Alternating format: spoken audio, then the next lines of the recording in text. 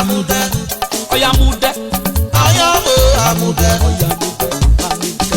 Adoyo amude. Oya mude. Amude. Emulari eki. Amude. Mude ko Yesu. Amude. Emulari eki. Amude. Mude ko Yesu. Amude. Woturu bolo be wa kera reto. Amude. Ologa neta ni mude. Amude. Yejo ye. Amude. Tade tu na me dio ta. Ino amude.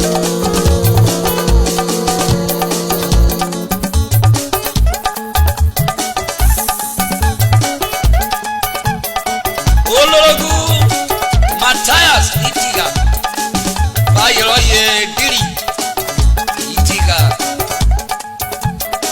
Oyo ikawe volwa we je velwete